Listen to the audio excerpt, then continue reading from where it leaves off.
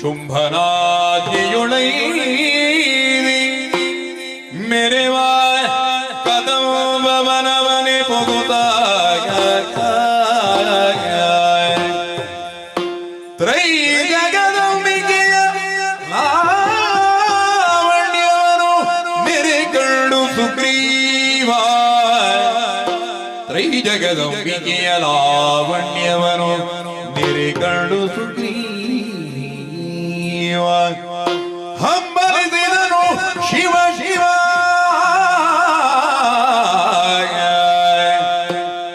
ಶಿವ ಶಿವ ಸ್ಮರಣಂ ಬಿಗುರೆ ತಿರುಗುತ್ತಲಿ ನಮ್ಮಯ ಶುಂಭ ಕೆಟ್ಟನೋ ಸ್ಮರಣಂ ಬಿಗುರೆ ತಿರುಗುತ್ತಲಿ ನಮ್ಮಯ ಶುಂಭ ಕೆಟ್ಟನೋ ತಿಳಿದು ನೋಡಲಿಕ್ಕೀಕೆ ಈಕೆ ಈಕೆ ಮಾನಿನಿಯೇ ಶಿವ ಶಿವ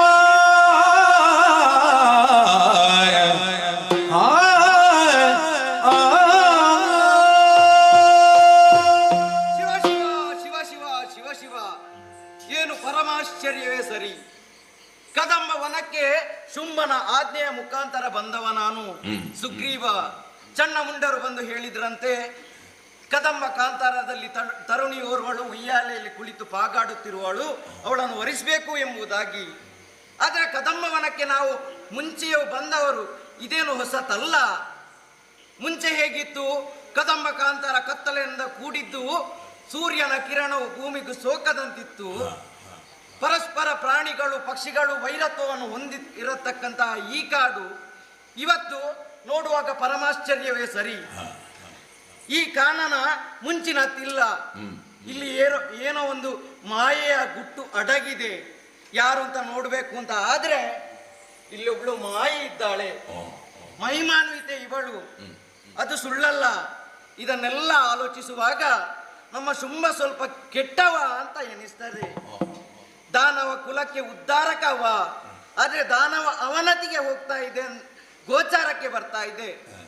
ಒಂದು ಕಡೆಯಲ್ಲಿ ಬೇಜಾರು, ನಮ್ಮೆಲ್ಲ ಅಳಿವಿನ ಅಂಚಿಗೆ ಹೋಗ್ತಾ ಇದ್ದೇವೆ ಏನೋ ಅಂತ ಆಗಿ. ಆದ್ರೂ ಒಂದು ಈ ಸುಗ್ರೀವನಿಗೆ ಯೋಗ. ಯಾಕಂತ ಹೇಳಿದ್ರೆ ಕಡೆ ಕಾಲದಲ್ಲಿ ಈ ಸುಗ್ರೀವನಿಗೂ ಒಂದು ಆ ಮಹಿಮಾನ್ವಿತೆಯನ್ನು ನೋಡುವಂತಹ ಯೋಗ ಸಿಕ್ಕಿತಲ್ಲ, ಅದೊಂದು ಮಾತ್ರ.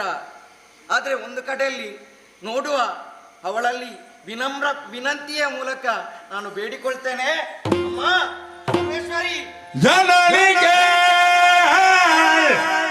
ಬಿನ್ನಗವನು ಕರುಣದೊಳ್ಳಿದುಳ್ಳು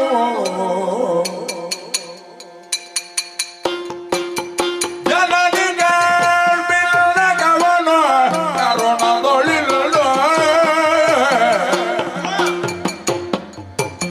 ವನದಲ್ಲಿ ಕುಳಿತಿರ್ಪುರೇಕೆ ಅಮ್ಮ, ವನದಲ್ಲಿ ಕುಳಿತಿರ್ಪುರೇಕೆ ಹನುಮತವಲ್ಲಿದು ನಿನಗೆ ಬೇಳುವೆನ್ನುಂಟು ಕೊಂಡು ಹನುಮತವಲ್ಲಿದು ನಿನಗೆ ಬೇಳುವೆನುಂಟು ಧನುಜೇಶ ಶುಂಭನ ಬಯಕೆಗೆ ಜನನಿಗೆ ಬಿನ್ನಗವನು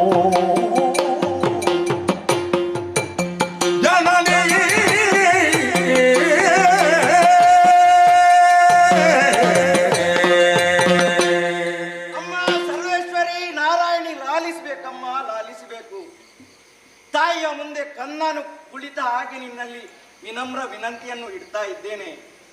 ಶುಂಭ ದಾನವ ನಮ್ಮೆಲ್ಲರ ಕುಲೋದ್ಧಾರಕ, ನಮ್ಮನ್ನು ತಂದೆಯ ಸ್ಥಾನದಲ್ಲಿ ಸಲಹುವವ. ಆದ್ರೆ ಇವತ್ತು ಅವ ಬೇಡಿಕೆಯನ್ನಿಟ್ಟಿದ್ದಾನೆ. ಸುಗ್ರೀವ, ನೀನು ಕದಂಬ ಕಾಂತಾರಕ್ಕೆ ಹೋಗು, ಅಲ್ಲಿ ತರುಣಿಯೋರ್ವಳು ಉಯ್ಯಾಲೆಯಲ್ಲಿ ಕುಳಿತು ಪಾಗಾಡುತ್ತಿದ್ದಾಳೆ, ಅವಳನ್ನು ವರಿಸಬೇಕು ಎಂಬುದಾಗಿ. ಆಗುವುದಿಲ್ಲ ಅಂತ ಹೇಳುವುದಕ್ಕೆ ನನ್ನಲ್ಲಿ ಮಾತಿಲ್ಲ. ಯಾಕಂತ ಹೇಳಿದ್ರೆ ಸುಗ್ರೀವ ವೃತ್ತಿ ಧರ್ಮಕ್ಕೆ ತಪ್ಪಿದ ಅಂತ ಆಗ್ತದೆ. ಅದಕ್ಕೋಸ್ಕರ ನಿನ್ನಲ್ಲಿ ವಿನಮ್ರ ವಿನಂತಿಯನ್ನು ಮಾಡ್ತಿದ್ದೇನೆ. ಅಮ್ಮ, ಸುಮ್ಮನೆ ಈ ಕಾಡಲ್ಲಿ ನೀನು ಓರ್ವಳು ಈ ಉಯ್ಯಾಲೆಯಲ್ಲಿ ಕುಳಿತಿರುವುದು ಸರಿಯೇ? ಹಾಗಾಗಿ ನಿನ್ನಲ್ಲಿ ಒಂದು ಬೇಡಿಕೊಳ್ತೇನೆ, ನೀನೊಂದು ಸುಮ್ಮನಿಗೆ ವರಿಸ್ಲಿಕ್ಕೆ ಬರ್ತೀಯಂತಾದ್ರೆ ನಿನ್ನಲ್ಲಿ ಕಳಕಳಿಯ ವಿನಂತಿಯಾಗಿ ಬೇಡ್ತೇನಮ್ಮ. ಬಾ ಅಮ್ಮ, ಇಳಿದು ಬಾ.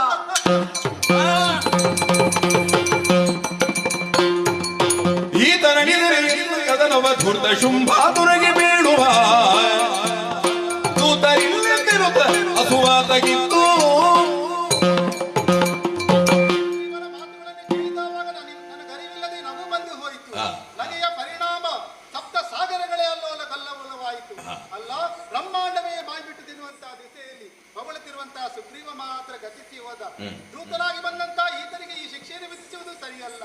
ನಿಗ್ರಹ ಅನುಗ್ರಹ ಶಕ್ತಿಯು ಉಳ್ಳವಳು ಎನ್ನುವುದನ್ನು ಈತ ತಿಳಿಯಬೇಕು. ಈತನ ಒಡೆಯರಿಗೆ ಹೋಗಿ ತಿಳಿಸಬೇಕು. ಕರುಣಾ ಕಟಾಕ್ಷವನ್ನು ಮೀರಿ ಎತ್ತಿಸ್ತೇನಂತೆ.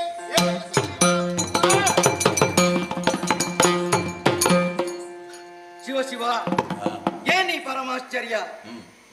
ಒಂದು ಕಾಲಕ್ಕೆ ನಿದ್ರೆಯ ಸಂದರ್ಭ ಹೋದಂತೆ ನನಗೆ ಭಾಸವಾಗ್ತಾ ಇದೆ. ಅಲ್ಲ, ಇದು ನಿದ್ರೆ ಅಲ್ಲ. ಎಷ್ಟೋ ಪೂರ್ವಜರನ್ನು ಅಳಿದು ಹೋದ ದಾನವರನ್ನು ನಾನು ಕಂಡು ಬಂದೆ. ಹಾಗಾದರೆ ಇದಕ್ಕೆಲ್ಲ ಕಾರಣ ಈ ಮಹಿಮಾನ್ವಿತೆ. ಇವಳು ಹೇಗೆ ಹೇಳ್ತಾಳೋ, ನಾನು ಯಾವುದೋ ತಿಳಿಯದ ಒಂದು ತಪ್ಪು ಮಾಡಿದೆ ಅಂತ ನನಗೆ ಭಾಸವಾಗ್ತಿದೆ. ಹಾಗಾಗಿ ಸರ್ವೇಶ್ವರಿ, ಶರಣಾಗತ ದೀನಾರ್ಥ ಪರಿತ್ರಾಣ ಪಾರಾಯಣಿ ಸರ್ವಸ್ಯಾರ್ಥಿ ಹರೇ ದೇವಿ, ರಕ್ಷಿಸು ರಕ್ಷಿಸೆಮ್ಮನು ನೀನು ಹೇಳಿದಂತೆ ನಾನು ನಡೆಸಿಕೊಳ್ತೇನೆ. ಬೆದರದಿರಯ್ಯ ಬೇಳುವುದನ್ನೆಲ್ಲ ಲಾಲಿಸು ಅಧಿಕ ಶುಂಭಾಕ್ಯನೆಂದು ಅದನ್ನವನ್ನೆಲ್ಲವ ಮೊದಲೇ ತಿಳಿದಿರೆ ಈ ವಿಧ ಹೇಳಲ್ಯಾಕೆ ಬಂದು.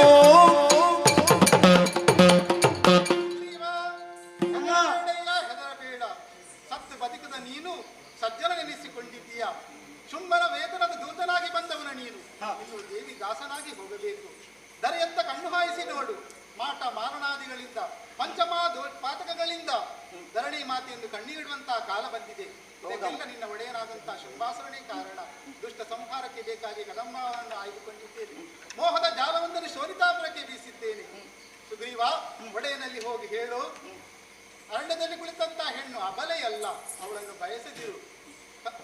ಬಯಸಿದೆ ಹೌದೇ ಎಂದಾದರೆ ಬಾಲ್ಯದಲ್ಲಿ ಗೈದಂತ ಪಡ ಕತ್ತಿ ಕಾಳಗದ ಮೂಲಕ ಯಾರು ನನ್ನನ್ನು ಗೆಲ್ಲುತ್ತಾರೋ ಅವಳನ್ನೇ ವರಿಸುತ್ತೇನೆ ಎನ್ನುವ ಹಾಗೆ ಅಂಬಿಕೆಯ ಮದುವೆ ಹಂಪಿನ ತುದಿಯಲ್ಲಿದೆ, ಹೋಗಿ ಹೇಳು. ಆಯ್ತಮ್ಮ, ಬರುವಾಗ ಶುಂಭನ ದೂತನಾಗಿ ಬಂದವ ನಾನು ಈಗ ನಿನ್ನ ದಾಸನಾಗಿ ಮುಂದುವರಿವೆ. ರಕ್ಷಿಸು.